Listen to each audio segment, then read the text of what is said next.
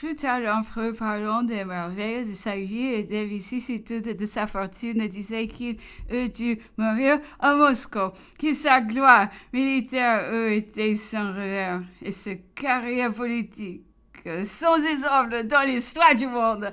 Et il fit alors un de ces tableaux rapides et animés qui lui sont si familiers et qui portent la plupart du temps au sublime. Et comme il ne percevait pas une figure précisément approbative, ce n'est pas votre opinion, a-t-il dit. Vous ne pensez pas que j'aurais dû finir à Moscou? Non, sire. Louis, a dit-il, était répondu. Et puis cette même histoire serait privée de retour des îles d'Elbe et l'acte le plus généreux, le plus héroïque qu'un homme ait jamais accompli, du mouvement le plus grand, le plus magnifique, le plus sublime qu'on ait pu contempler. Eh bien, je conçois, dit l'empereur, il y a là quelque chose. Mais disons, Waterloo, c'est là que j'aurais dû mourir. Sire, a reparti l'interlocuteur, si j'ai obtenu grâce pour Moscou, je ne vois pas pourquoi je ne le demanderai pas pour Waterloo. L'avenir est hors de la volonté du pouvoir des hommes, il est dans le sein de Dieu seul. Dans un autre moment, l'empereur est revenu encore sur tous les siens, les peu de secours.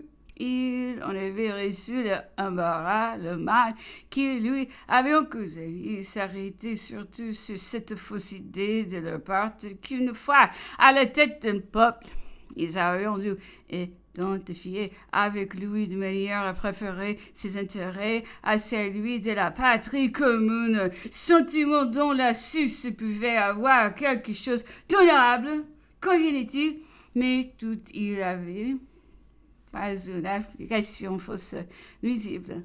On sait que dans le travers d'indépendance absolue, ils se considéraient isolement, mais connaissant qu'ils faisaient partie que d'un tout au mouvement duquel ils devaient aider au lieu de le contrarier. Mais après tout, concluait-il, ils étaient bien heureux, bien jeunes, entourés de pièges et de flatteurs, d'intrigants de toute espèce.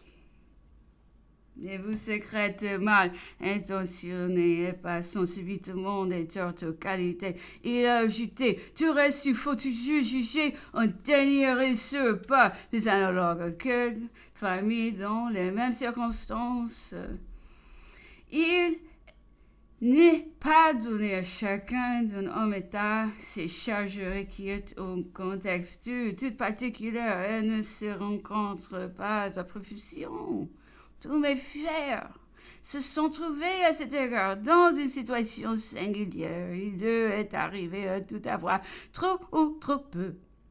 Ils se sont trouvés trop fort pour s'abandonner aveuglément à un conseiller moteur et pas assez pour pouvoir s'en passer tout à fait. Après tout, une famille si nombreuse présente un ensemble dont je peux sûrement m'honorer.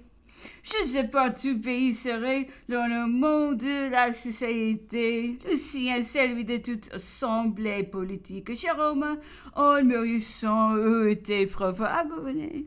J'ai découvert en Louis de véritables espérances. Louis, plus se fait remarquer partout. Ma sœur Lisa était une tête mâle, une âme forte. Elle leur a montré beaucoup de philosophie dont l'adversité. Caroline Fortaville est très capable. Pauline, la plus belle femme de son temps, peut-être, a été et demeurera jusqu'à la fin la meilleure créature vivante. Quant à ma mère, elle est digne de tous les genres de vénération. Quelle famille aussi nombreuse peut représenter un plus bel ensemble? Ajoutez qu'en dehors de la tourmente politique, nous nous aimions. Pour moi, je n'ai jamais cessé un instant de me sentir le cœur d'un frère.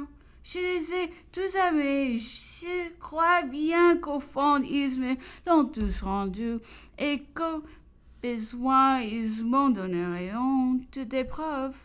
Après dîner, il nous a reçus tout près d'une demi-heure. Il était dans son lit, mais parlait beaucoup plus facilement et se trouvait évidemment mieux. Nous l'avons quitté avec l'espoir de le revoir bientôt rétabli. Nous lui avons fait observer qu'il y avait 12 jours, qu'il n'avait pas dîné avec nous, que sans lui, nos journées, notre vie, nos moments se trouvions toutes désorientés et sans couleur.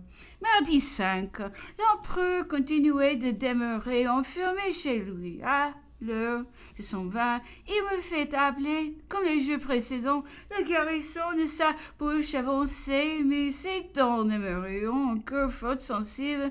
Il a repris la conversation de la veille sur le contexte des parties du globe. C'était en ce moment, de la part de l'empereur, une véritable veine de passion géographique. Il a pris ma monde et parcouru la distribution régulière des terres et des mers. Il s'arrêtait sur le grand plateau de l'Asie, passé à l'étendue de la mer Pacifique au resserrement de l'Atlantique. Il se posait des questions sur les vents variables et les vents alizés, les moussons de l'Inde, les cannes de la mer Pacifique, les ouragans des Indes.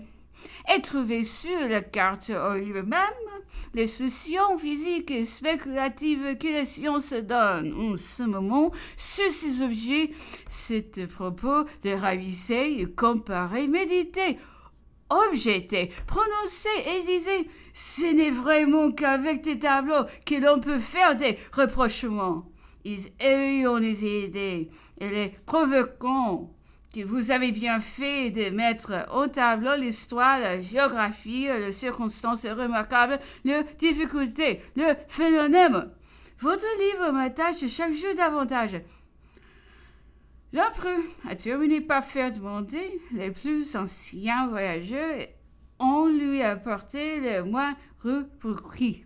L'Italien Marco Polo, il les a parcourus. C'est voyons qu'on y trouva à peine quelque chose. Ils n'avaient plus d'autre prix, disait-il, que leur vieillesse.